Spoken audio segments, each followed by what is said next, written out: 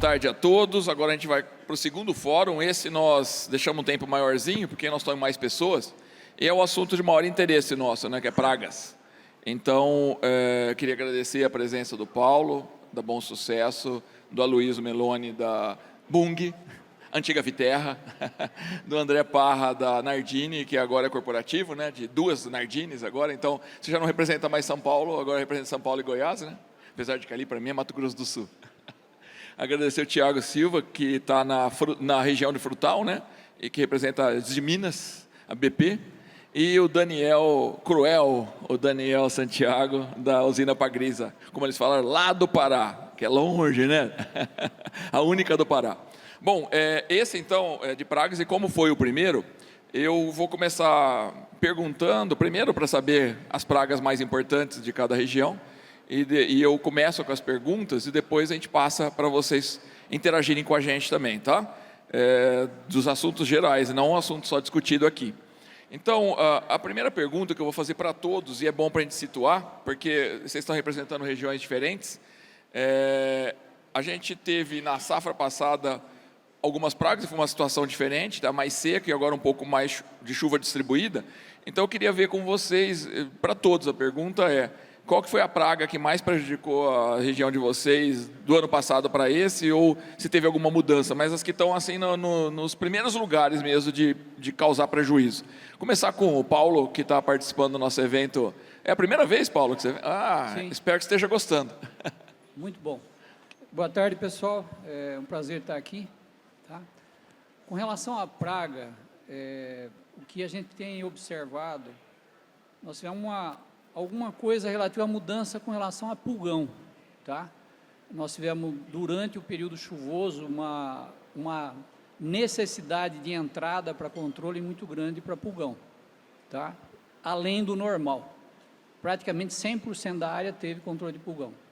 Mas a nível de dano realmente, o que mais nos tem preocupado é pão de galinha. É pão de galinha. A gente fala, cigarrinha, broca, existe, lógico, mas sob controle, né? Agora, o pão de galinha, em função do que a gente tinha de conhecimento, é o que tem causado maiores prejuízos, inclusive com perdas de canaviais de segundo corte. Tá? E lá não tem esfenóforos, né? Não. E cigarrinha e broca estão sob controle? Cigarrinha e broca sob controle. Ok. E Aloysio, qual a realidade sua? Bom, boa tarde a todos. Obrigado pelo convite, professor. Muito bom estar aqui presente. O ano passado, a nossa região, nós tivemos eu não vou dizer assim, o que mais nos preocupou foi relacionado à cigarrinha. Eu acho que a condição de chuva que teve do ano passado e para esse ano, houve uma mudança um pouco no ciclo de que ela explodiu dentro das nossas áreas. E houve muitas áreas que a gente achou que estava com controle e escapou realmente a cigarrinha. E a gente detectou nessa safra grandes áreas de escape com a cana dentro daquelas reboleiras, com aquele complexo de murcha ali dentro, causado pela cigarrinha, com um impacto grande na nossa produção. Esse aí foi o do ponto principal relacionado ao ano passado. As outras pragas, eu acredito que foi dentro de uma certa normalidade, com exceção do esfenófilo também, que na região da Rio Vermelho houve uma ampliação das áreas que a gente está identificando tocos atacados, né? Na unidade Nova Unialco, a gente tem basicamente toda a área. Na unidade Rio Vermelho, a praga está entrando e está aumentando gradativamente os pontos de ataque. Então, a referência nossa do trabalho foi muito mais nessas duas linhas aí para desenvolver o controle. Ok, obrigado. E esfenóforos tá por lá, pela região? Então, na Nova Unialco, é generalizado. Na Rio Vermelho, é o que a gente fala, ele está na beira da estrada. Eu acho que ele vem de caminhão, né? Então, já tem grandes áreas atacadas e tem algumas áreas que ainda está zerada. E as espécies novas de esfenófilos que estão aparecendo para aquela região, nada diferente? Não. Tá. Ainda a gente pelo menos não conseguiu identificar nada novo. Estamos com os tradicionais. Tá bom. E André, como é que está a realidade na Nardini, 2 unidades? Boa tarde a todos. Queria agradecer. É um prazer muito grande estar participando desse evento. muito tecnológico, representando a Nardini. Então, aqui em Vista Alegre, a principal praga que tem tirado o nosso sono é o esfenófilos. É uma praga, até por ter muita dificuldade no controle, no manejo. A gente vem de uma época aí muito seca, no ano passado. A eficiência de controle foi muito baixa. Então, é uma praga que vem nos afetando muito aqui em Vista Alegre. E lá em Aporé, metamasos, vem chamando a atenção, e a broca. Interessante, né? Escutar metamaso chamando a atenção, mas vai ter mais de um que vai falar isso. Ok, joia, obrigado. E, vixe, aqui eu não sei nem que estado eu falo. Brasil. E Brasil, como é que tá? Bom, primeiro parabenizar o evento e agradecer pelo convite de participar aqui com vocês para ganhar um pouquinho mais de conhecimento. Acho que falando como grupo, a gente tem dificuldades regionais aí, né? Mas eu gostaria de destacar aqui o esfenófilos, em uma determinada usina nossa, pão de galinha na região do Goiás e broca em uma outra unidade nossa. Por que broca? Broca, o ano passado a gente até conversou aqui no Tecnobio, a gente optou por fazer uma de nossas usinas, uma parte da área, com manejo 100% biológico. E a gente não teve sucesso com esse manejo 100% biológico. E quando a gente viu que a gente não conseguiria sucesso, lá em meados de janeiro, a gente teve que fazer uma intervenção ali com químico, mas o que tinha acontecido dali para trás acabou prejudicando um pouquinho a gente e aumentando a infestação dessa praga nessa unidade específica, tá? Hoje o nosso manejo já é consorciado. E falando aí de esfenófilos, que eu acho que é o nosso grande desafio, nós temos uma unidade que tem uma infestação bem elevada. Por que eu estou citando ela, que foi o nosso pior problema? É a nossa unidade que teve a maior quebra de produtividade. Então, a gente vem num ano seco, né, o ano passado, uma eficiência de controle menor, uma dificuldade de controle maior, e a gente sabe que a cana precisa ali do rizoma, das raízes, para sobreviver, né? E nessa unidade, especificamente, a gente teve uma queda muito grande. Então, o esfenófilos, para mim, acho que foi a principal queda de produtividade nessa unidade aí específica. Legal, e a broca gigante já entrou numa realidade, como a Aira falou, né? Realidade de estar sob controle, né? Nem citei a broca gigante, porque hoje, para a gente consegue conviver com ela. Legal. E lá no Pará, vocês que estão circundados por floresta amazônica, né? Onça que é a principal praga ou tem alguma outra? A capivara é uma Capivara praga. é verdade. Boa tarde a todos, pessoal. Então, lá na Pagris, a principal praga que a gente está enfrentando hoje, eu acredito ser a cigarrinha das raízes, né? A gente está localizado ali um pouco próximo da linha do Equador, então a gente tem alguns extremos, né? Tanto na parte da chuva, quanto na parte da seca. Quando chove muito, em torno aí de 2.400 milímetros, média anual, mais ou menos. E quando seca 6 meses também, sem chuva. Então, em prol disso, a gente está implantando pivô. Quando implanta pivô, simula chuva, né? Então, cigarrinha vem junto também. Então, eu acredito que a cigarrinha e a diarreia está sendo o principal gargalo nosso, mas ainda assim dentro do controle, né? Mas a gente, em prol disso, a gente fez o manejo biológico, a gente está com a biofábrica a todo vapor lá. Então, a gente já está aumentando o nosso naipe de produtos. A gente vai aplicar metarris, a gente está aplicando programa, a gente está aplicando alguns biológicos lá que a gente está lançando esse ano. E lá tem uma particularidade, né? O solo 70% argila, né? Exatamente. E além disso, assim, é tudo muito novo para a gente. Se surge uma praga, a gente não sabe o modelo que ela vem de São Paulo aqui. Para nós lá, talvez ela não é problema, né? Vocês estão falando de esfenóforo que eu nunca vi lá. Então, para mim é uma novidade que seja um problema. Eu nunca vi. E a gente faz o monitoramento de praga de solo, né?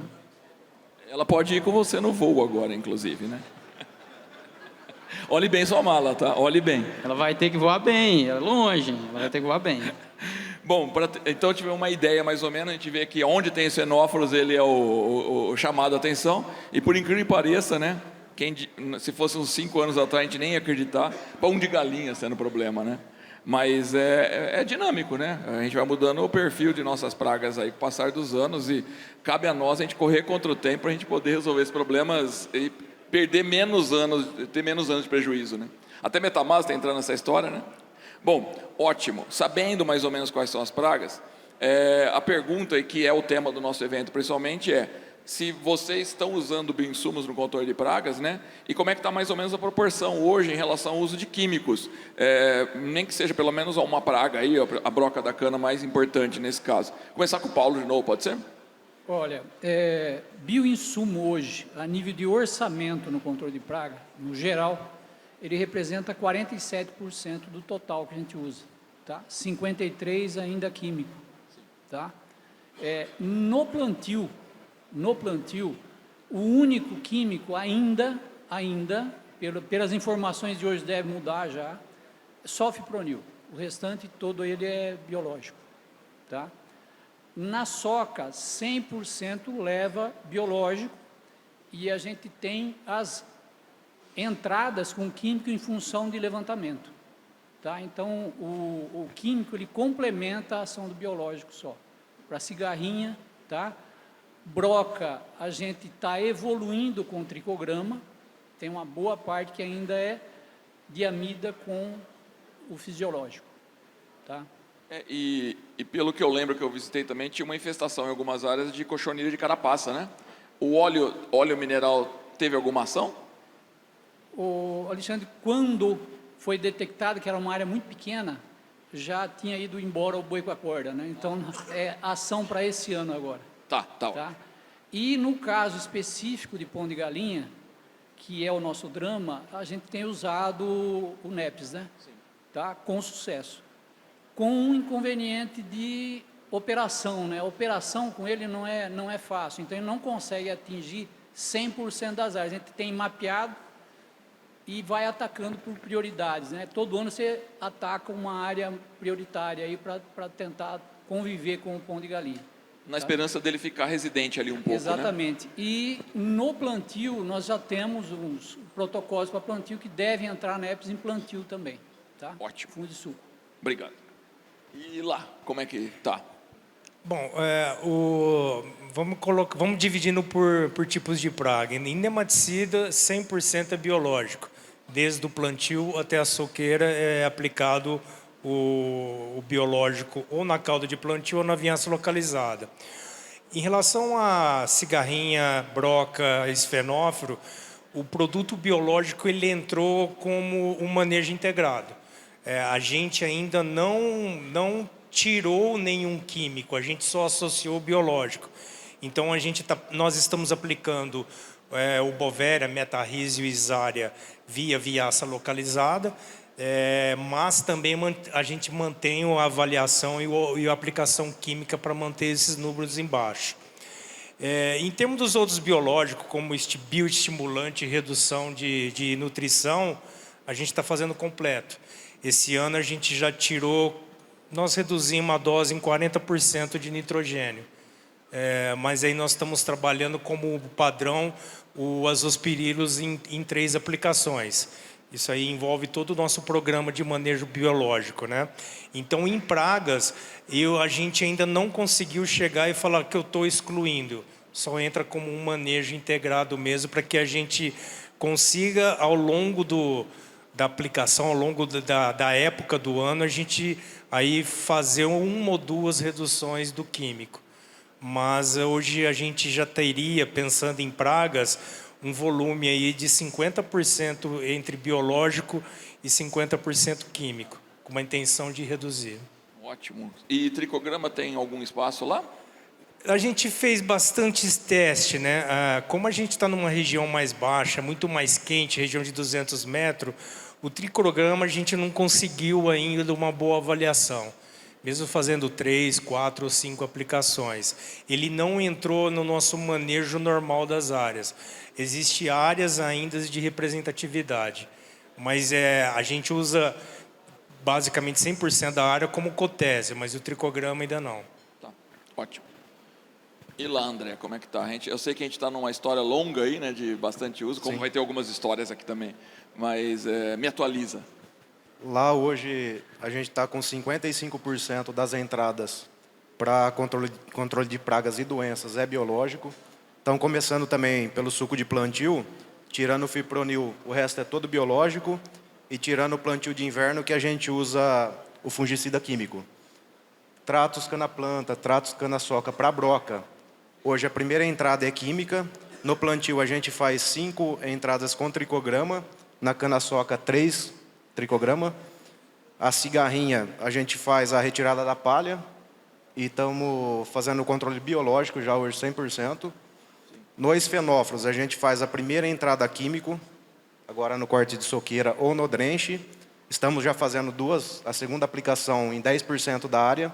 E 100% da área a gente faz hoje Bovéria e metarrizo, junto com a aplicação de broca. Sim. É que vocês foram pioneiros em fazer controle de adulto com Bovéria, né? Aqui Sim, no Brasil. Sim, estamos aí há 5, 6 anos fazendo. E nematóide está usando lá nesses manejos, né? Nematóide a gente usa 100% biológico também no suco de plantio. Tá. Soqueira a gente ainda não faz.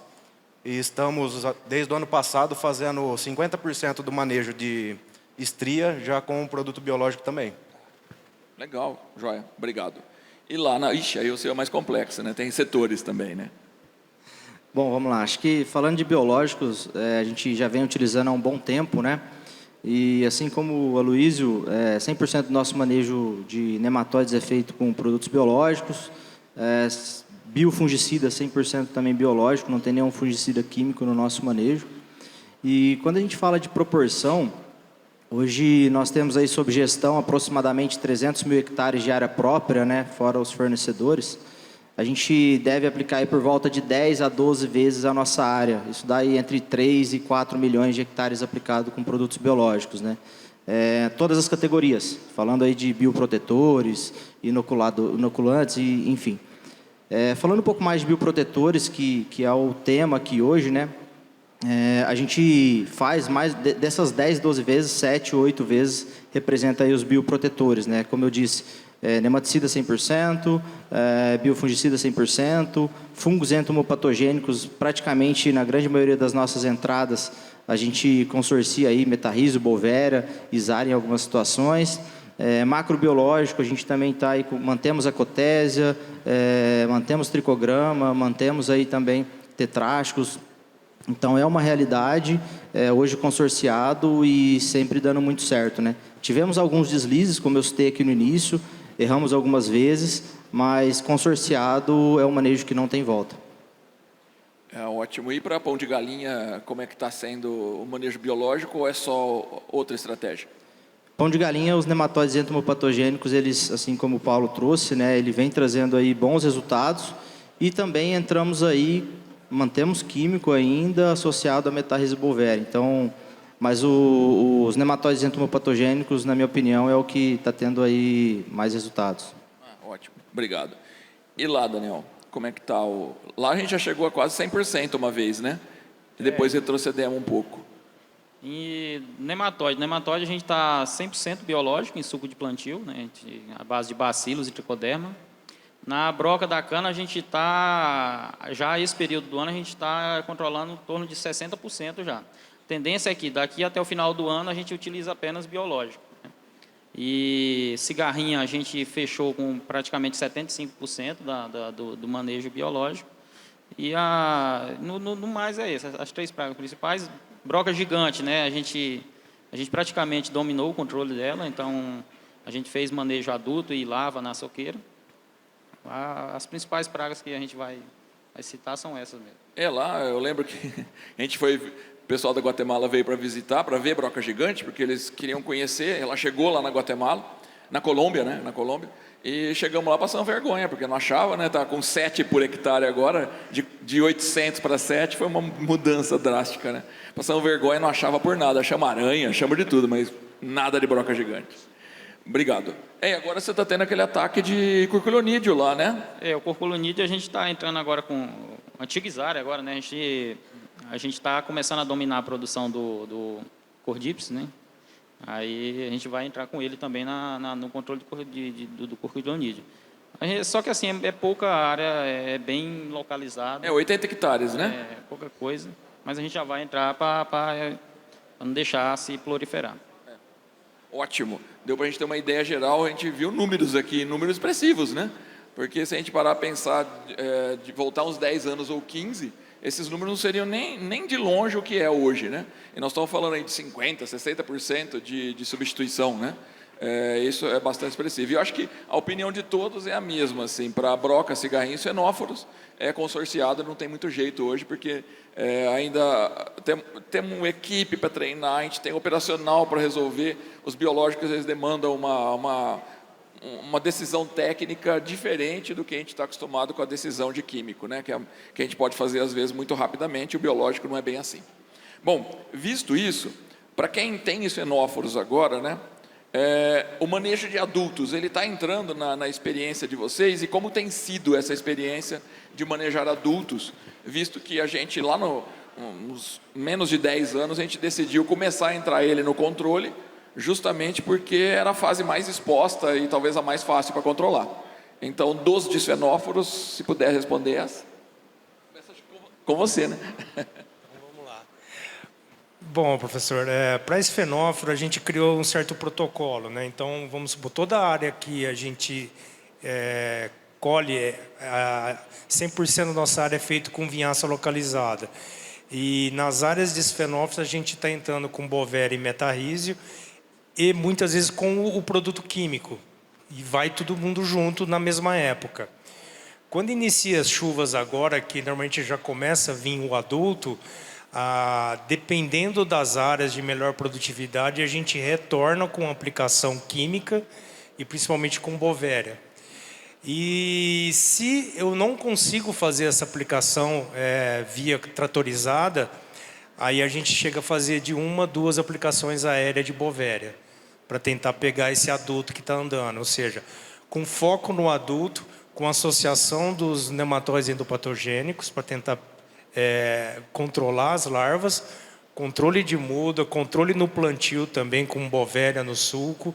Então, toda essa associação dentro dessas áreas, inicia no plantio e até na aplicação da soqueira. Então, o biológico e o químico pega durante todo o período. Foco sempre na larva e no adulto. Ótimo. Então, mas a experiência de ver adultos mortos ou colocar isca para ver se está pegando, vocês têm essa experiência ou ele vai no pacote? Montamos alguma coisa, mas mantivemos nesse pacote. A aplicação ela está indo do primeiro dia de safra ao último. A gente vê a dificuldade grande, né? Porque normalmente o inseticida entra quando o adulto não está lá, principalmente nas canas de início. E esse trabalho junto com os biológicos para que a gente por inundação tenha esses fungos ali na área, e a gente acredita que nos próximos anos a gente vai conseguir baixando cada vez mais esse índice de esfenóforos com essa associação entre fungos, o inseticida químico e o nematóide. Existe a redução? Algumas áreas a gente consegue visualizar, mas ainda não dá para comprovar porque ainda é muito cíclico a infestação ou uma refestação ou um aumento da área.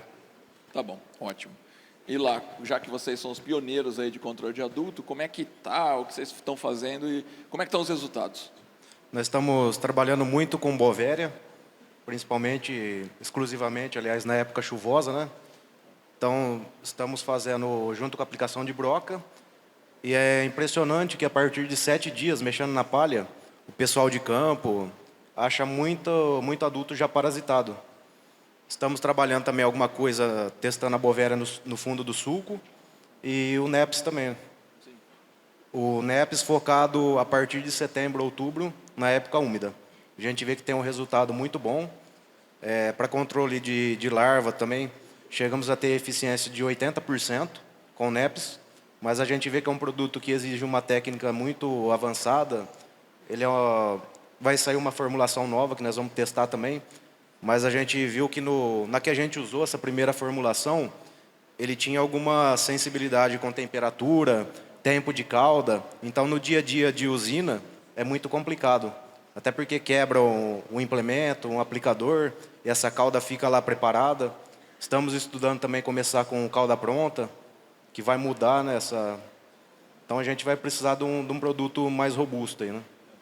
Aí o Aloysio estudando bastante isso, né?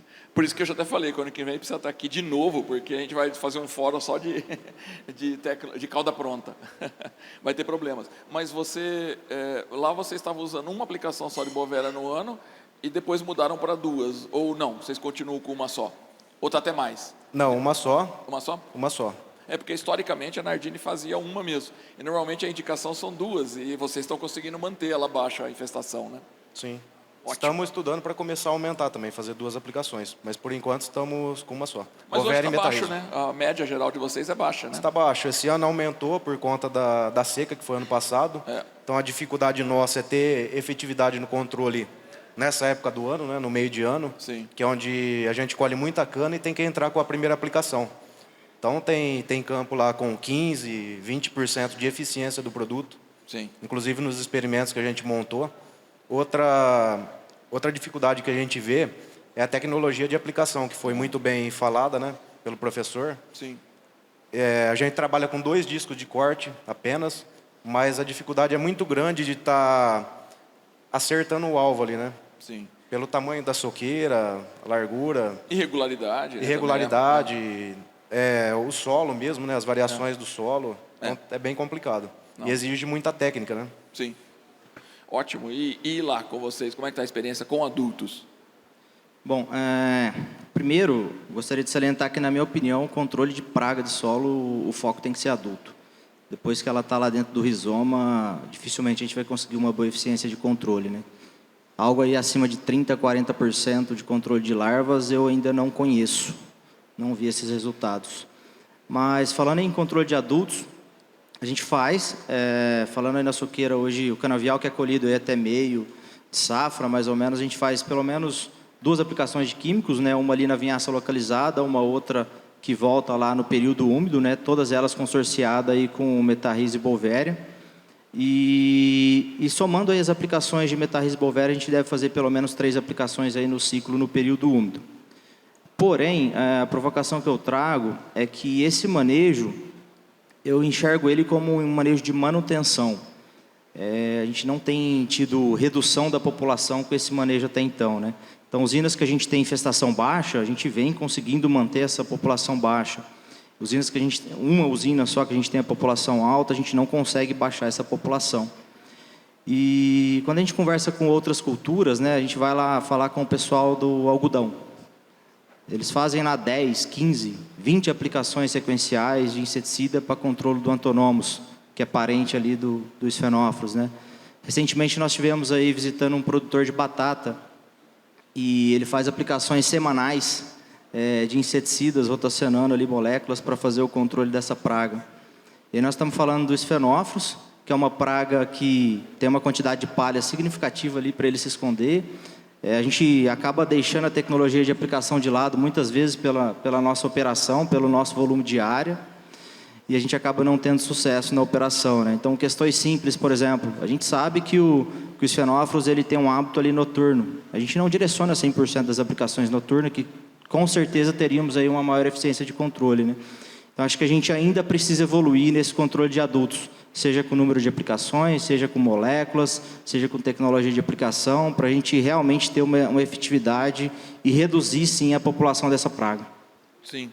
E, eu acho que até ele casa com uma pergunta que eu ia fazer, que é o que evoluiu no manejo de pragas de solo, em geral, aí de vocês, né? Eu particularmente acho que para Sphenophrus, a maior evolução, e eu estou vendo vocês fazerem isso, é sair de uma aplicação por ano para 2, né? Essa foi a maior aplicação, não importa se é químico, biológico ou associado. A gente tem feito uma lá com vinhaça, para quem tem vinhaça, e a outra com uma outra tecnologia. E quem não tem que ficar achando 2 momentos para entrar, que não é fácil, mas eu acho que para Sphenophrus sim. Mas então eu já jogo até essa pergunta, eu vou jogar primeiro já para o Daniel, para ver o que evoluiu, Daniel, para pragas de solo, o que evoluiu nesses últimos anos seu aí, porque visto que a gente vem de 20 anos atrás, sem conhecimento de pragas de solo e sem estratégia para a gente controlar nada. A gente tinha lá, um pouquinho anterior, a gente tinha clorado e usava clorado e não tinha praga de solo.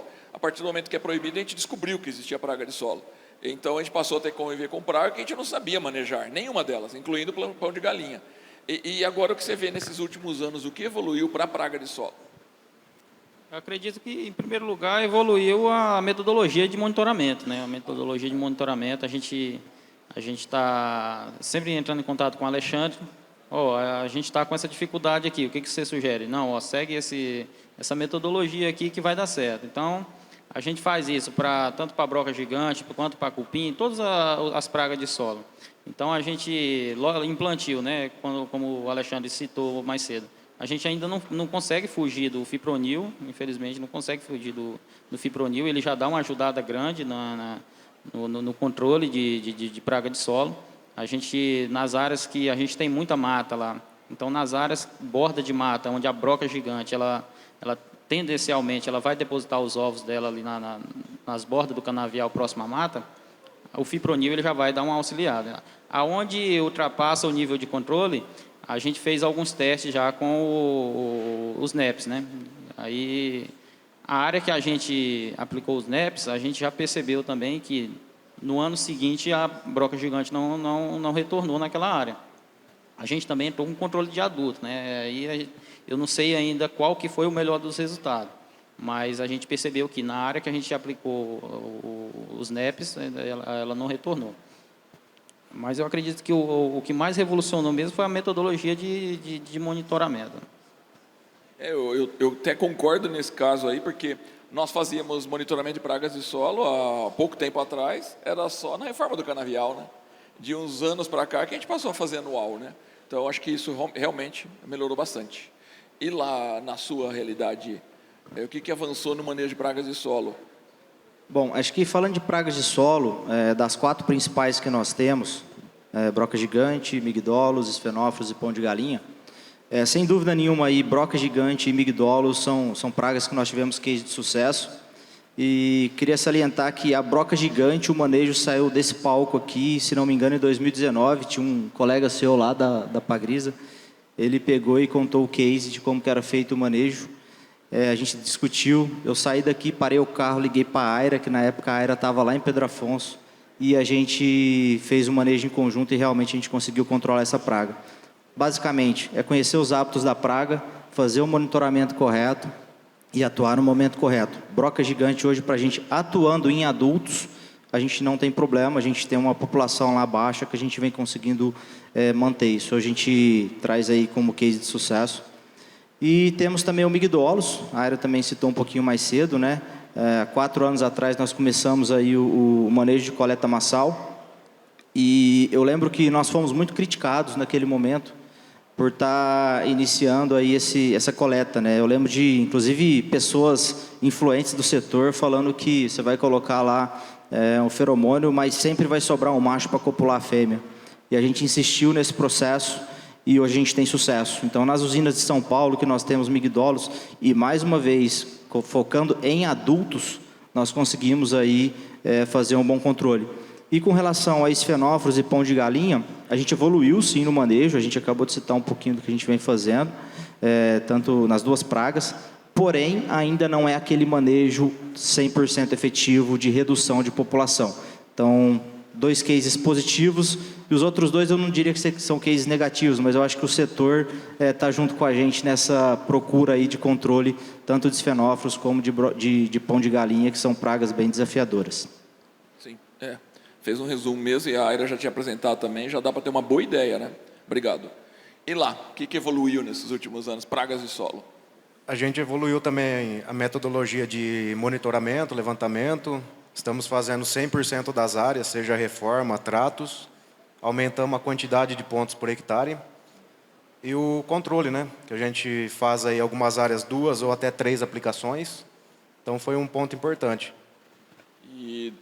Mas vocês não têm muitas outras assim que são problemáticas, né? Além das que foram mencionadas, né?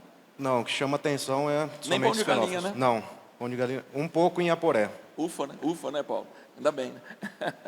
Um pouquinho em Aporé, é verdade. Sim. E lá na Bung? Bom, em praga de solos, a principal que mais nos preocupa é o esfenófilo. O que melhorou muito nos últimos anos foi a ampliação das avaliações. A gente sempre comentou, não tem o esfenófilo, e fomos procurando, e cada ano a gente encontrava não só mais áreas, mas populações, áreas com maior infestação ano a ano. Então, a gente veio reestruturando essas avaliações e montando o nosso manejo. O esfenófilo, como eu falei, ela está muito numa unidade, a outra unidade ela está intermediária em termos de infestação. Mas na Rio Vermelho nós já temos algumas áreas com migdolos, onde o índice não é tão alto, são reboleiras, onde a gente ainda mantém o tratamento com inseticida químico, com o fipronil. Ainda a gente não chegou num nível que eu acredito que o Tiago tenha, de altas infestações, muito reboleiras. E uma coisa que a gente avalia, que a gente tem dúvida se realmente é problema ou não, é o metamase. E isso, a nossa unidade ali na Rio Vermelho tem muita área, tem muitas áreas, a gente identifica muito o inseto, as larvas, e ainda tem uma dificuldade para ver o grau de dano que ela pode estar causando ou não. Mas como a gente está partindo por esses níveis de controle e as áreas de esfenófilo estão aumentando, acredito que está indo um pouco junto ali esse manuseio. Seria, acho que, as principais para nós em termos de praga de solo, mas a reestruturação da metodologia de avaliação e análise foi primordial para que a gente começasse a criar alguns pontos de melhoria de aplicações de produto e acompanhamento do índice de infestação de cada área. E também eu acho que, como aprimorou a metodologia e está fazendo em área total, qualquer fazenda que tiver uma praga que está aumentando, vocês detectam, né? Sim, essa é a vantagem. Não só após o plantio, mas aquelas manchas que secam, os monitoramentos que nós fazemos por imagem de satélite, por NDVI, a equipe acaba definindo os pontos que chamam atenção e tentando descobrir qual que é o motivo daquela baixa produtividade, onde boa parte se esbarra em infestações de pragas, né? E aí, de acordo, a gente vai monitorando e montando um plano mais detalhado de controle. Legal, eu acho que é o caso do Paulo, né? Porque essas áreas detectadas de pão de galinha vem de estar em cima observando, então acaba descobrindo. Mas antes de passar a palavra ao Paulo, eu quero falar, eu estou feliz demais de todos que estão aqui, tá? Mas o Paulo em especial, porque de todos aqui, ele é o que tem mais sabedoria. É a pessoa assim que quando você vai conversar com ele, você se sente pequenininho, porque ele sabe tanta coisa. E quem conhece a história dele passou por tanto lugar importante nesse Brasil. Então é uma honra ter você aqui, viu, Paulo? Obrigado. Bom, eu vou voltar a falar do pão de galinha, né? Na realidade, o pão de galinha, ele é recente, mas em parte eu vivi o início, pelo menos de conhecimento meu, em 2016, tá? Com nível de dano de erradicação de canavial por conta de pão de galinha. Então, eu considero que hoje a evolução que nós tivemos dentro do conhecimento da praga e até uma técnica para controle, que seria, no caso, o NEPS, né? O que falta? Eu acho que falta hoje tecnologia de aplicação correta. Nós temos que aprimorar isso daí, tá? Então, é esse conhecimento que nos falta ainda. Se a gente falar época de controle, né? Eu uso, por exemplo, como eu tenho que ter escala, eu não consigo fazer corte de soqueira nessa época, tá? Eu não consigo fazer corte de soqueira, a gente usa o próprio autopropelido, simulando um drenche, tá? Mas com pingente. Tem dado resultado, mas talvez não seja a melhor técnica, né? A gente vai meio que por tentativa e erro. E como não são muitas unidades que têm o problema, a gente acaba que demora um pouco mais a ter essa solução, tá? Mas é a maneira que nós encontramos lá. E agora, do desconhecimento completo, em 2017, para você ter pelo menos uma luz agora, já é uma evolução grande, né? Não, a gente vê de uma forma geral em todos os grupos, né? Todo mundo evoluiu muito. Por isso dessa pergunta aqui também. E para não delongar demais, porque eu estou doido para vocês conversarem também, eu só vou fazer mais uma e depois a gente conversa, tá? Porque essa é uma ideia especial minha, eu quero conhecer a visão de cada um, de como é que está a broca da cana, assim, se se tem, nós já demos uma adiantada, mas está usando muito bioinsumo nela, e especialmente como é que está encaixada a cotésia nesse caso, porque se a gente olhar a cotésia, mais de 3 milhões de hectares nós tínhamos com cotésia, e agora nós estamos com menos de 2 milhões, então a gente teve uma queda. Então eu também quero escutar a opinião de vocês. Podia começar já com você, a gente vem para cá de novo, Paulo. A gente não usa a cotésia, somente tricograma, é um percentual da área em evolução, tá? A gente está começando devagar para a substituição do químico, né? Apesar de que quem acho que levou o primeiro laboratório de cotésia para Goiás foi eu, né?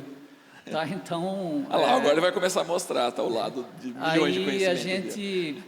A facilidade que você tem de operação, principalmente nos moldes da tecnologia de hoje, é infinitamente superior ao que a gente tinha antigamente, né? Sim. E o tricograma tem se mostrado muito eficiente, para a gente muito eficiente. Tá? A gente não usa e não temos intenção de uso de cotésia. Sim. Então hoje o tricograma é o principal, né, junto com inseticidas, né? Sim, sim. Tricograma onde eu utilizo é só ele, tá? Eu não Sim. entro com nenhuma entrada química, só tricograma. Tá certo. Tá? Senão eu ia perguntar a sequência, quem começa é inseticida ou começa tricograma? Não, eu faço um mapeamento, já entro com tricograma, a sequência é sempre tricograma. Tá bom, ótimo, obrigado. E lá, Aloysio?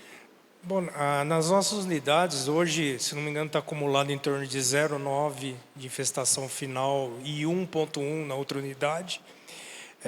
Como comentei, a gente usa químico e a liberação de cotésia. A cotésia a gente aplica em 100% da área, levando aqueles velhos conceitos, né? Um dos detalhes foi a forma de avaliar a broca da cana. Então, a gente está usando a metodologia das armadilhas e, de acordo com o índice, feitas as aplicações. Então, a gente faz muita rotação de produto, de moléculas, qual o tipo de produto que a gente utilizou no passado. A aplicação é feita de acordo com o levantamento e a capacidade operacional. Ou seja, se eu consigo aplicar em 3, 4 dias, eu aplico uma diamida, ou eu aplico um fisiológico, e se eu acabo escapando a aplicação aérea, a gente entra com a cotésia. Então, quer dizer, o índice está baixo, o controle está muito na mão. Do biológico em si, basicamente é só a cotésia, a gente ainda não tem um produto específico voltado para a broca, lembrando que toda a área recebe bovéria e metarrísio, entendeu? Eu acredito, porque muitas áreas a gente já identificou, principalmente cigarrinha atacado pelos fungos, então, quem sabe pode também estar atuando dentro desse meio e mantendo essa população baixa, né? Então, a gente está com um controle que eu considero que está bem na mão, com um custo extremamente razoável. Mesmo em áreas de restrição, a gente tem muitas áreas onde a gente tem problemas de aplicação de produtos químicos, área próxima a sem terra, a áreas de cidade e tudo, e a gente está conseguindo manter com aplicações via drone ou com produtos fisiológicos, produtos de menor toxicidade, um índice bem mais aceitável na nossa qualidade de cana. Ótimo, tá bom. Outra realidade, né, já, inclusive. E lá, como é que tá? Então, as duas, né? Se a gente voltar no tempo, há 10 anos atrás, a gente tinha próximo de 5% de infestação de broca. A gente trabalhava basicamente com produtos fisiológicos e cotésia. Hoje, a cotésia a gente reduziu a 50% da área. Então, a gente faz para manter, mas estamos trabalhando focado preventivamente. Então, controle de ovos e a larva fora da cana, né? Sim. Então, no plantio, a primeira aplicação é química, então a gente já faz no quebra-lombo. Época chuvosa, com temperatura alta, cloranta. E época fria, a gente coloca um fisiológico, só para estar controlando alguma coisinha que tem. Sim. A segunda entrada, a gente entra com um segundo produto químico para rotacionar. E no plantio, 5 liberações de tricograma. Na cana-soca, a primeira entrada é químico também, 100% da área. E a segunda são 3 liberações de tricograma. E a gente complementa com cotésia alguma área de variedade mais suscetível. alguns pontos estratégicos. Esse complemento é ao mesmo tempo que tricograma, né? É, Ou logo basicamente. depois? Ah, Basicamente. Um tá. pouco depois ou junto ali. Tá. Então a gente partiu aí de 5, 4,7%, 5% há 10 anos atrás. Hoje estamos com 0,5%, 0,4% de infestação final. Sim. Legal. Joia. E lá, como é que tá? Bom, eu diria que broca é uma praga que hoje a gente sabe controlar, né? A gente sabe o que tem que fazer. Porém, cada ano é um ano e dependem das pessoas de cada uma das unidades para fazer acontecer, né? Se a gente conseguir fazer o monitoramento no time correto e o controle no time correto, sucesso com certeza, né? Então, cada ano é um ano, a gente vai começar a safra da broca daqui uns dias, vamos dizer, né? Então, a gente mantém, sim, a aplicação de produtos biológicos, a gente faz a aplicação de tricograma, não em 100% das áreas, mas a gente faz a aplicação ainda da cotésia, porém, numa proporção menor do que era feito no passado. Temos uma parte também que a gente faz o tetráticos, a gente mantém o tetrático no nosso manejo, e tudo isso consorciado com o químico, né? Então, a gente faz esse manejo. E acho que é isso, um ponto de atenção que acho que é importante a gente ressaltar é não perder o time. Se a gente não perder o time, a gente com certeza vai ter sucesso aí no controle. Tá, joia. E Daniel, para fechar? A cotésia a gente tentou fazer, acredito que de 2011 até 2013, quando o senhor iniciou a consultoria lá com a gente, né? E a gente não teve um bom resultado com a cotésia em si. Até então a gente utilizava como biológico só cotésia, né? E aí o professor Alexandre apresentou o tricograma Galloy. Então, se a gente pegar o histórico aí de 2011 até 2025, aí mais de 10 anos, 12 anos, praticamente 13 anos, a gente está ali sempre próximo de 1% de infestação. É um pouquinho para mais, um pouquinho para menos, mas sempre próximo aí de 1%. Então, muito à base do tricograma Galloy, né? Então, assim, a gente tem uma produção de metarrizo que contribui um pouquinho também nas áreas que a gente aplica, ele vai dar uma contribuição. Agora, a gente está também alavancando a produção lá do antigo Isária também, focado já para substituir, no caso, a cotésia, né? Já pensando já em lava na cana. Então, assim, em relação à cotésia em si, a gente não teve uma boa experiência lá. Não sei se por se tratar de um local muito isolado, que quando chegava o ser vivo lá já estava bem cansado. Então, assim, Estava bem ser morto já. já estava bem, já não estava tão apto para aplicação. Então, assim, isso também, pelo fato da gente estar isolado, isso contribuiu para a gente investir mais na nossa biofábrica. Então, a gente teve que montar a biofábrica, aprimorou a nossa própria produção de tricograma Galloy. Então, isso aí a gente conseguiu dar uma dominada. E isso aí vai contribuir cada vez mais para aumentar. Então, a tendência é que a Pagrisa vai aumentar ainda mais o controle biológico dela, né? Assim, a gente deu uma regredida aí nos últimos anos, mas foi muito em tendência da logística, e a falta de mão de obra qualificada na área dificulta muito também. Então, se tu tem uma logística ruim para chegar o produto no teu local para aplicação, tu acaba perdendo o time. Quando tu perde o time, se tu tiver uma mão de obra que não é uma boa mão de obra, tu pode ter um prejuízo muito grande, né? Então, isso aí contribuiu para que a empresa focasse na produção própria da biofábrica de micro e macro. Lá nós chegamos a quase 100% de biológico, né? Há alguns anos atrás. Depois, por causa desse problema que você falou, ninguém é fanático, né? Falando, não, entre ficar fazendo biológico e não ter equipe preparada para isso de campo, é melhor voltar para químico, uma parte, né? E fazer químico biológico, como está hoje. Mas a tendência é a gente ir voltando para biológico, porque lá não tem pressão de praga de vizinho, né? A pressão de praga de vizinho é floresta amazônica, né? Vai ter praga nova, talvez, né? Mas... É isso aí, assim, a gente é uma faca de dois gumes, né? A gente, se tiver uma coisa nova, a gente vai ter que se virar com ela, né? É igual a broca gigante, que para nós, quando foi novo lá, a gente começou a tratar o adulto também, né? Então, a gente conseguiu achar uma solução para ela, e ainda bem que chegou aos outros parceiros, né? Então, a gente tem essa característica que se tem algo novo, a gente tem que se virar, mas também não chega nada muito novo para lá, né? Tomara, né? Bom, eu agora gostaria de passar para vocês para a gente poder discutir junto com as experiências de vocês e também as dúvidas, tá? Lembrando que a gente está com o pessoal aqui que está fazendo bastante de manejos sofisticados e biológicos aí, então é bem interessante para a gente poder tratar uma conversa. Já temos alguém aqui, doutor. Opa! Doutor Alexandre, já passando então para que vocês façam as perguntas, vão sinalizando, tá? Quem deseja tirar alguma dúvida, fazer alguma pergunta. Ó, antes dele perguntar, só vai acrescentar uma informação aqui, aí o Rony Von já pergunta. Tá. Hoje, no nosso manejo de broco, uma evolução muito importante é que a gente está 100% no monitoramento é com a armadilha.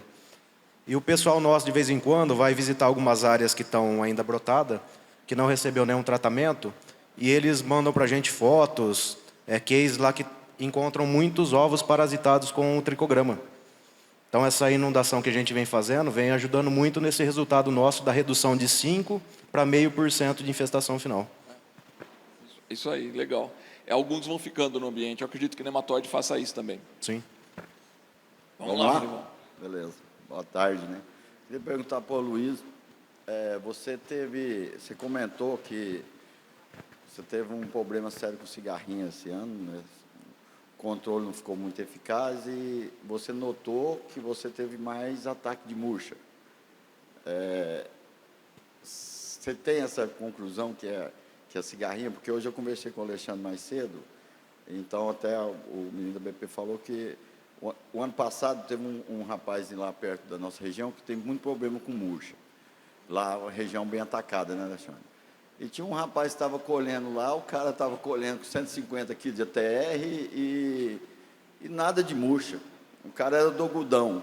O cara do algodão, o que ele faz? Ele aplica o que bem a mais que a gente. Então, fomos atrás para saber. O cara fez 3 aplicações de químico para cigarrinha.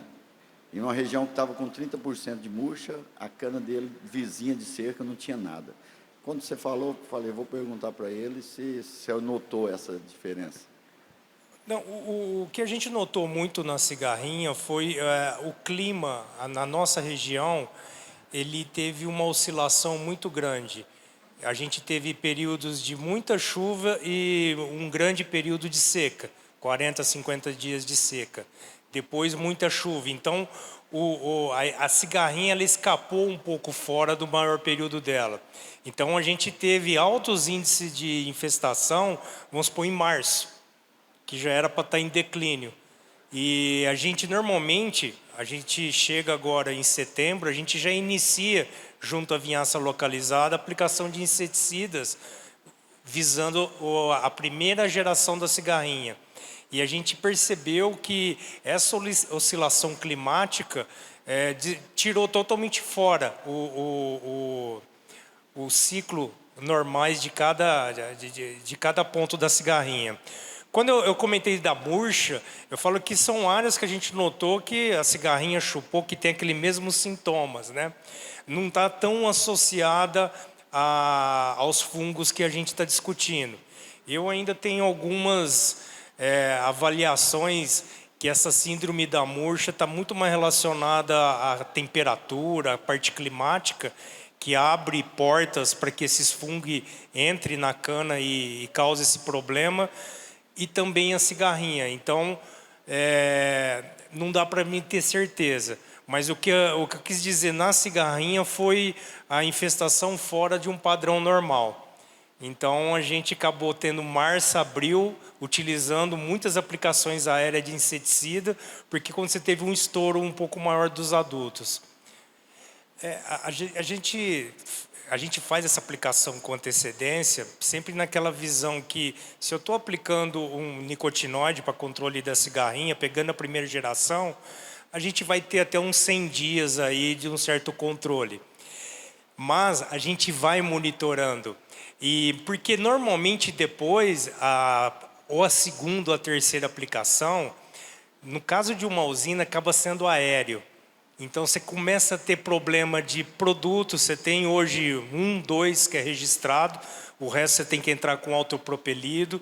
Então, você começa a ter muito mais problema operacional para fazer isso daí. Além dos impactos que a gente sabe que tem com a abelha, com os vizinhos, tudo.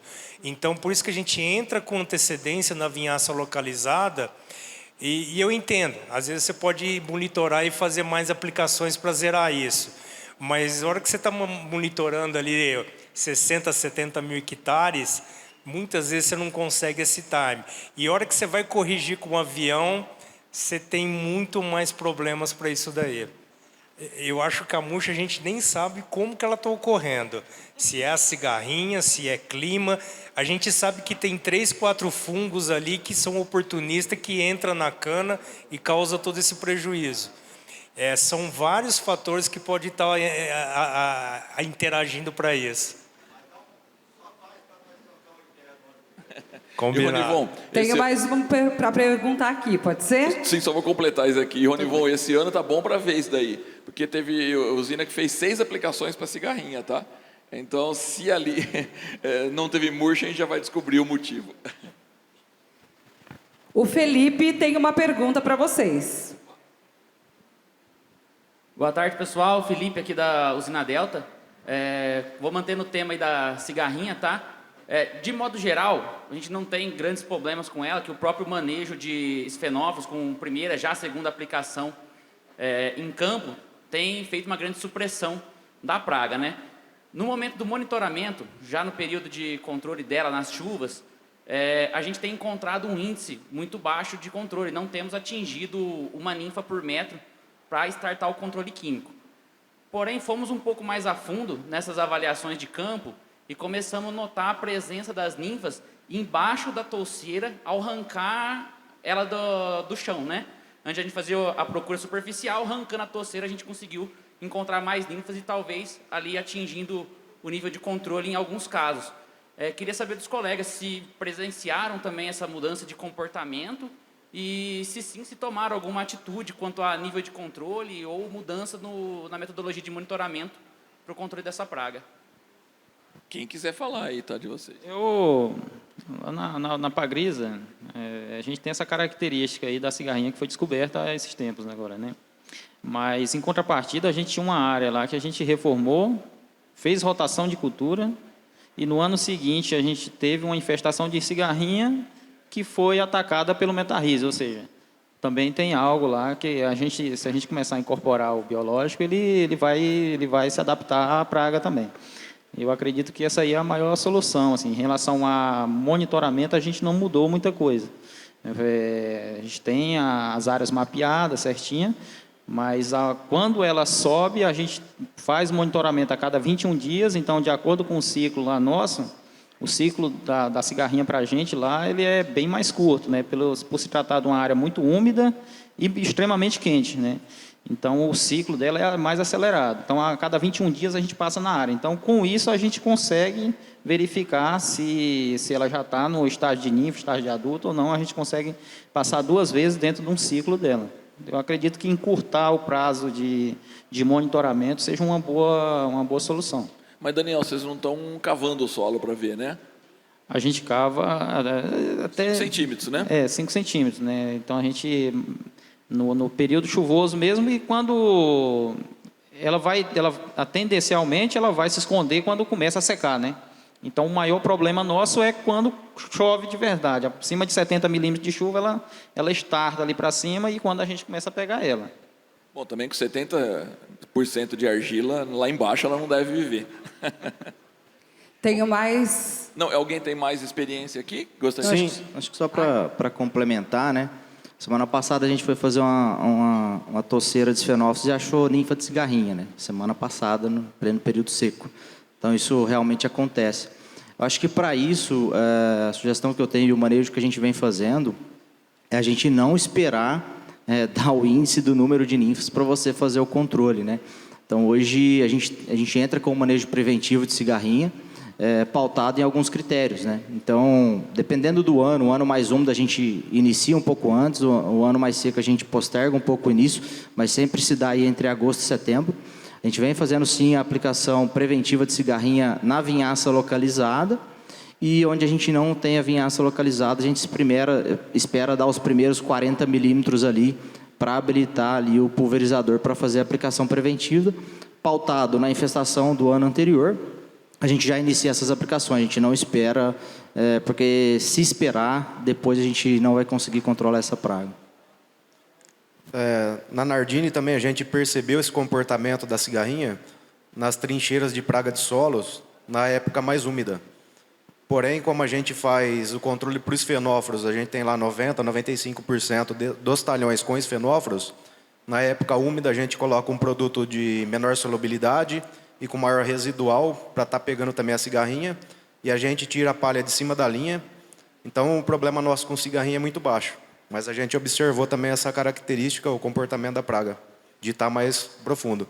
E no monitoramento, a gente desenvolveu também umas espátulas para o pessoal tá cavucando ali do lado da toceira e ver se tem a praga também lá em profundidade. Alguém vai querer falar mais alguma coisa? Não? Ok? Podemos? Sim. Bom, a pessoa que quiser falar, sinaliza, depois que todos derem o parecer, a gente vai para outra pessoa, ok? Assim fica organizado. Fernando, sua vez. Fernando Alonso. Eu não sei se eu não percebi, mas eu acho que ninguém mencionou aqui a possibilidade de isca para controle de esfenófilos. Eu queria conhecer um pouco mais como é que está a efetividade dessa técnica. Essa é uma pergunta. Outra, vou roubar aqui, fazer duas perguntas. Ô Alexandre, você mencionou na sua apresentação que as técnicas de vazio sanitário para esfenófilos não faziam mais sentido porque ele fica muito mais tempo, permanece muito mais tempo vivo do que se imaginava. Então, havia uma preocupação grande com meiose, então isso deixa de existir. A meiose pode ser usada, não por conta de esfenófilos. A meiose, o problema dela é de só ter aquela linha, a linha mãe de alimento, né? Então, o grande problema é que todo mundo que está ali vai para essa linha. Mas agora, com a fase das iscas, e para a meiose, aí, a isca talvez seja o cenário mais fantástico para ela. Se você coloca a isca na linha mãe da meiose, é óbvio que o esfenol vai preferir a isca que a linha mãe, porque está muito mais acessível o alimento ali. E a partir do momento que ele chegou e mordeu a isca, já era, ele morreu, né? E já respondendo, nós nem mencionamos de isca aqui agora, porque eu quis apresentar hoje só a evolução, e nós não evoluímos. A única evolução que tem é que agora a gente já começa a ouvir rumores de gente para comercializar a isca. Então, a gente vai ter ela comercial, tem todo um trâmite legislativo aí, né, para você poder vender, mas vai começar. Então, eu acho que não passa desse ano o início da venda. O que a gente observou com isca é eliminação total de esfenóforos, porque todos vão morder ali, porque ele já tem esse hábito. Quando você colhe a cana e as lascas caem, pode procurar esfenóforos na linha, você não encontra. Estão todos nas lascas, porque é muito mais acessível o açúcar ali. E então a isca representa a mesma coisa. Eu pus uma lascona lá para ele mordeu e morreu. Então a gente consegue eliminar 100% dos adultos que iriam colocar ovos. E aí o que a gente tem quebramos aquela primeira geração, já a minha curva de populacional já diminuiu. E se a gente consegue quebrar as seguintes também, aí a gente tem uma perspectiva de eliminar ele da área principal e depois só manejar a entrada. É o que a gente está fazendo esse ano, tentando eliminar tudo e vir manejando a entrada dele. Mas não mencionamos porque também não evoluiu. O ano que vem, com certeza, se bobear, vai estar até aí as iscas aí fora já. Alguém tem alguma coisa de isca para falar, de complementar, de vocês? Porque eu acho que ninguém está usando aqui ainda, desse grupo todo aqui, né? Não. Acho que é só isso, então, de contribuição. Mais alguém? Mais alguma pergunta? Aproveita esse momento. Para a gente ficar discutindo, é gostoso, gente. Não, e é o momento de tirar as dúvidas, né? Tem alguém? Ali, acho que é o Fernando Soares que eu estou vendo aqui, uma mão levantando. Já estou indo aí. Que agora eu dou aula para o filho dele. Ah, é? De dar aula para os filhos, tudo bem. O duro é que eu começar a dar aula para os netos, né? Eu vou estar bem preocupado com isso. Meu nome é Fernando Soares. Né, Marta e Silvelena? Quando começar neto...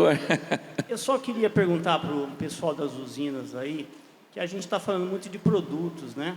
Vamos falar de práticas. Vocês têm feito o afastamento da palha da linha da cana? Porque nas regiões que nós atuamos, nós temos muito problema de déficit hídrico e matologia. Eu queria ouvir a opinião de vocês. Legal, um bom discurso para cá. Bom, nós estamos fazendo há mais ou menos uns 10 anos. Então, a gente avaliou época início, meio e final de safra. O que a gente observou foi uma saída mais rápida do canavial na brotação e a diminuição de pragas, como cigarrinha, esfenóforos. Então, foi feito vários campos experimentais e a gente acompanhou. Naquela época, a gente tinha um problema com cigarrinha muito grande. A gente fazia 2 aplicações de químico e esse problema foi sanado. Essa é polêmica, hein? Mas no passado, há uns 10 anos atrás, nós fizemos esse manejo visando cigarrinha e tivemos um resultado fantástico. Porém, foi ali na região de Frutal, que é uma região quente, evapotranspiração alta. E depois, quando a gente foi medir a produtividade, o afastamento da palha naquela situação específica para esse local, a gente não teve os ganhos de produtividade porque a gente expôs ali aquele local. Porém, a gente está revivendo essa situação, a gente vai validar, porque nós temos várias situações, né? Nós temos unidade com altitude aí de 1.000 metros, que nós mantemos ali uma temperatura amena, com baixa evapotranspiração, e aí está o ideal para a proliferação da praga. Então, nas demais unidades que a gente já tem uma região um pouco mais intensa de calor, a gente não deve seguir com essa tecnologia. Mas nessa outra unidade específica, que tem altitude mais alta, temperaturas mais amenas, a gente está revisitando e provavelmente vai ser uma prática que deve voltar. Vamos validar, mas é algo que provavelmente para essa unidade especificamente vai fazer sentido. Aqui em São Paulo, a gente faz 100%. E nos experimentos a gente observou um incremento de 3, 4 toneladas por hectare, na média do início, meio e final de safra. Porém, lá em Goiás, como é um solo mais arenoso, a gente está começando nos cortes mais novos, né? Primeiro e segundo corte, que tem uma quantidade bem maior de palha, né? E estamos acompanhando. Mas aqui em São Paulo é 100% pela característica do solo, que é um solo mais argiloso. E aí acho que vai abrir uma outra discussão também, a gente vai tirar a palha ali, uma certa proteção dos micro-organismos, então é um assunto bem polêmico, a gente tem que ir acompanhando aí ano a ano. Eu concordo com o Tiago, até a gente está também em regiões muito quentes, a gente começou a fazer o afastamento em áreas que tinha risco de incêndio, áreas próximas à rodovia, a estradas, e fizemos alguns comparativos. No final, não vimos benefício nenhum relacionado a pragas e realmente você vê uma infestação de mato um pouco maior, você vê algumas vantagens e desvantagens, mas para nós também não teve um incentivo para continuar essa operação. Nem mesmo próximo às rodovias a gente acabou parando de fazer esse afastamento de palha. Eu cheguei a fazer, mas... dada a condição de Goiás, né, a gente tem muita perda de umidade solo, tá? A gente tinha esse problema, e a dificuldade em controle de mato, né? Que você expõe uma parte do solo, parte está coberta, o manejo de herbicida aí fica um pouquinho mais complexo, tá? Então, não surtiu efeito positivo, não, para aquela condição, tá? Para nossa região, lá no Pará, a média de temperatura é acima de 32 graus, a média praticamente anual, né? Então, assim, a gente fez o enleiramento de palha junto com o corte de soqueira, passava o corte de soqueira e fazia o enleiramento de palha. A gente teve os mesmos problemas, perca de umidade, aumento de planta daninha, e em relação à cigarrinha até deu um bom controle, mas a gente perdia, no caso, em relação à temperatura de solo ali na planta. Então, para a gente lá não é uma prática viável. Eu acredito que não vai ser para a gente lá não vai ser uma boa. É um assunto polêmico e tem mais. Nós estamos falando aqui só nesse caso específico, cigarrinhos e fenóforos. Mas quando a gente pensa em aplicar uma vinhaça localizada ou corte de soqueira, tirar a palha para a aplicação, isso sem dúvida, acho que todo mundo concorda que seria o melhor cenário. Porque aí você não tem problema de envelopar esse produto ou do produto cair em cima da palha na vinhaça localizada e escorrer, concentrar só no ponto de queda do relevo, e aí você acaba tendo uma concentração enorme num lado e nada do outro. Só que, para a maioria de vocês que não pode, a prática ideal seria tira a palha e depois volta com ela, né? Depois fez a aplicação. Mas aí a logística disso é que vai ficando bastante complicada. Sem dúvida, esse é um ponto muito positivo também. Olhando para o nosso manejo, né? A gente usa muita vinhaça localizada aqui em São Paulo. A gente enriquece ela com nitrogênio, de nitrogênio e fósforo, e a gente coloca o inseticida nessa vinhaça localizada, estimulante, enraizador e azospirilo. Então a gente consegue colocar todo esse produto diretamente lá na soqueira, né? Não tem essa camada impedindo, principalmente nos cortes mais novos, né? Variedade que tem muita palha. E o corte de soqueira também ajuda muito, não tem mais embuchamento. E depois, com o tempo, essa palha ela vai voltando um pouco com o vento aí. Se volta um mês na área, ela já voltou, não tudo, né? Mas ela volta um pouco lá. E a questão de mato, a gente não tem observado saída de mato onde a gente tira só de cima da linha. Pelo jeito, é caso a caso, né?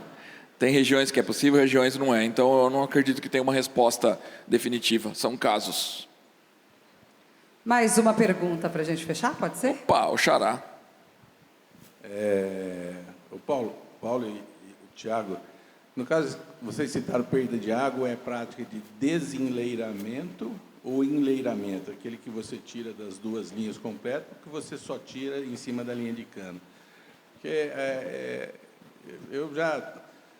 eu nunca ouvi falar ninguém que fez aí ensaio com anel volumétrico para ver que realmente questão de perda de água. Então, a gente fica, talvez, muito no achismo, né? Eu, numa ocasião, lá fiz alguma coisa de observação no enxadômetro, né? E a observação é que não tem muita diferença, não, de perda de água. Depois de 10 dias, o solo está seco igual nas duas coisas, tá? Então, agora, para a gente realmente falar se tem perda de água, a gente precisaria estar fazendo alguma coisa com anel volumétrico para medir isso aí, né? E eu nunca vi ninguém fazendo isso aí. Não sei se alguém de vocês aí fez isso aí. Agora, a questão do controle de cigarrinho, onde você desenlera, tira da linha, realmente favorece muito, né? Na realidade, se está relacionado à própria brotação da cana, isso aí. A avaliação é em cima disso, tá? Você percebe que aonde está, você retira a palha da linha da cana, a cana brota com mais velocidade do que onde tem a palha, e em seguida já vem um ataque de lagarta elasmo. Fatal isso aí para a minha região, tá? Vou voltar a falar, para a minha região. Então você percebe e tem de fato uma desidratação do solo junto com a toceira de cana maior do que onde ela é protegida pela palha. Tá? É observação, não é uma análise com anel volumétrico, nada. Tá? É uma observação de campo isso aí, tá, ok? Mas é nítido a diferença onde você não tem palha de onde você tem a palha protegendo o rizoma da cana ali. Tá? Tá nesse sentido, a observação é nesse sentido. Acho que a observação é similar, né? O que eu falo, a gente fez um trabalho há 10 anos atrás, mas basicamente foi para ver a infestação de cigarrinha e medir a produtividade. A área que a gente desalerou teve menor infestação de cigarrinha, porém também teve menos produtividade, né? Não foi uma análise tão detalhada. Quando eu falo que é polêmico, é realmente isso. E agora a gente está revisitando para regiões aí de altitude um pouco mais elevada, que a gente tem uma menor perda de umidade. Mas a gente vai continuar conduzindo os trabalhos aí para definir o manejo correto. Os Estados Unidos têm defendido voltar a queimar a palha, tá? Quando a gente decidiu por essa técnica, nós não chegamos a mensurar a água no solo também. O que a gente fez foi estar fazendo contagem de perfil por metro a cada 60 dias, fazer o monitoramento das pragas, né, da cigarrinha, e lá no final fazer a biometria. Então a gente fez um trabalho muito grande, com muitas repetições. Na avaliação final, lá, a gente gastou 2 a 3 dias para fazer todas as avaliações. Então, foi um trabalho bem consistente, que a partir daí a gente tomou a decisão de estar tirando a palha em 100% das nossas áreas. Caso a caso mesmo, né? Bom, acredito que nós chegamos no fim, né? Acho que o tempo nosso já está no esgotou aqui.